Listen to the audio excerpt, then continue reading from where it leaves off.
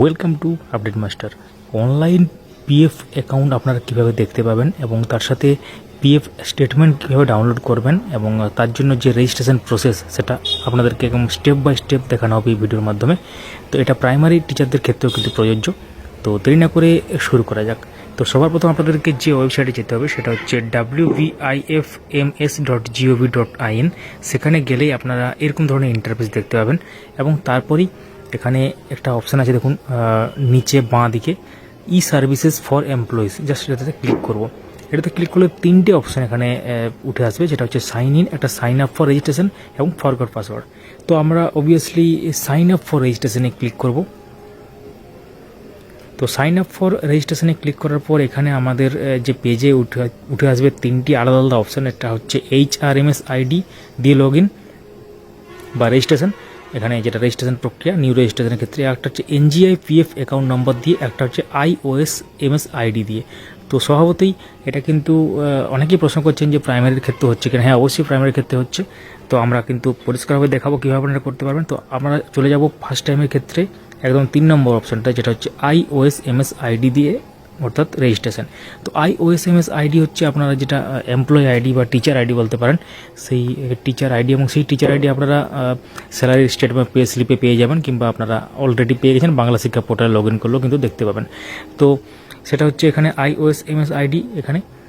তারপরে আপনারা register mobile number দেবেন, যেটা আপনাদের অলরেডি দেওয়া আছে যখন আপনারা DCA ফিল আপ করেছিলেন, কিংবা নতুন যখন জয়েন করেছিলেন যে আইডি দিয়েছেন, যেটা অফিসিয়াল আইডি, অফিসিয়াল কাজের জন্য দেওয়া আছে এটা।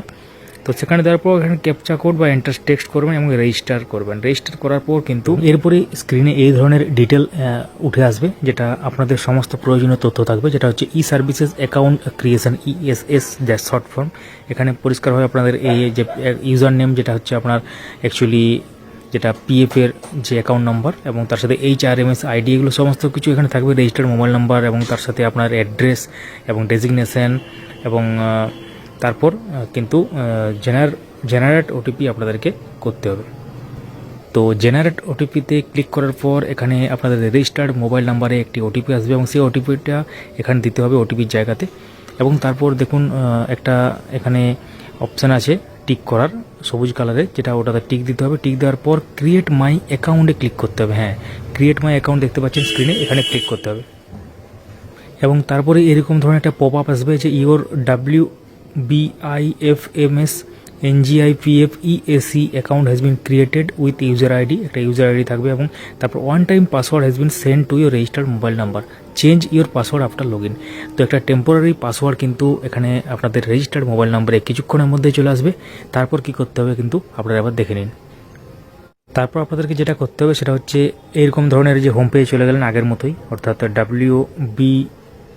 wbifms.gov.in। তারপর কিন্তু এখানে ই সার্ভিসেসের মধ্যে চলে গিয়ে সাইন ইনটা ক্লিক করুন। এবার সাইন ইন ক্লিক করার পর এখানে দেখতে পাচ্ছেন যে ইউজার আইডি এবং পাসওয়ার্ড, এবং আপনি যে ইউজার আইডিটা পেয়েছেন সেই ইউজার আইডিটা অর্থাৎ ইউনিক আইডিটা সেটা কিন্তু পুট করবেন এখানে, এবং পাসওয়ার্ড যেটা আপনি মেসেজের মাধ্যমে পেয়েছেন সেটা এখানে পুট করবেন এবং তারপর লগ ইন করবেন। লগ ইন করার পরেই কিন্তু আপনাদের ওল্ড পাসওয়ার্ডটা আরেকবার এন্টার করতে হবে, যেটা অ্যাকচুয়ালি টেম্পোরারি পাসওয়ার্ড, এবং তারপর নিউ পাসওয়ার্ড, তারপর কনফার্ম পাসওয়ার্ড করতে হবে।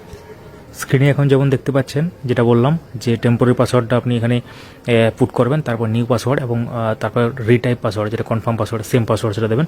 তো নতুনভাবে ক্রিয়েট করতে হবে পাসওয়ার্ডটা। তো ডান দিকে দেখুন পাসওয়ার্ড পলিসি লেখা আছে, কীভাবে আপনারা পাসওয়ার্ডটা সেট করবেন। লেন্থটা হতে হবে 8 থেকে 15 ক্যারেক্টারের মধ্যে, এবং password should have 1 character from capital letter, একটা হতে হবে স্মল লেটার থাকতে হবে, তার সাথে নাম্বার থাকতে হবে 0 to 9 এর মধ্যে, এবং তার সাথে 1 স্পেশাল ক্যারেক্টার এইগুলোর মধ্যে কিন্তু থাকতে হবে।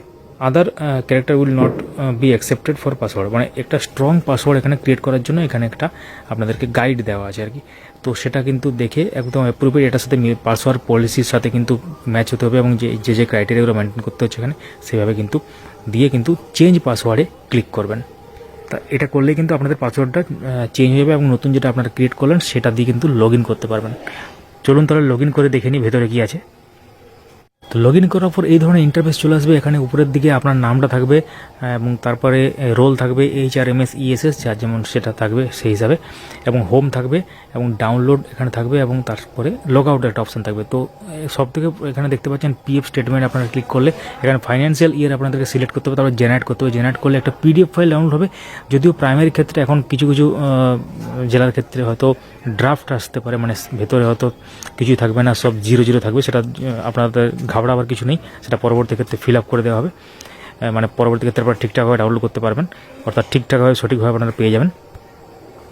তো প্রাইমারি টিচারদের জন্য কীভাবে আপনারা করবেন সেটা এই ভিডিওর মাধ্যমে দেখানো হলো। আশা করি আপনারা বুঝতে পেরেছেন। যদি কোনো সমস্যা হয় অবশ্যই আপনারা কমেন্টে জানান, এবং এই ধরনের ভিডিও এবং তার সাথে প্রাইমারি রিলেটেড এবং আদার্স যে এডুকেশনাল নিউজগুলো সেগুলো ডেলি বেসিসে পাওয়ার জন্য আমাদের সঙ্গে যুক্ত থাকুন। চ্যানেলটিকে সাবস্ক্রাইব করে ভিডিওটি লাইক করুন, প্রচুর পরিমাণে শেয়ার করুন, যাতে অনেকেই ব্যাপারটা বুঝতে পারে। Thank you so much for watching.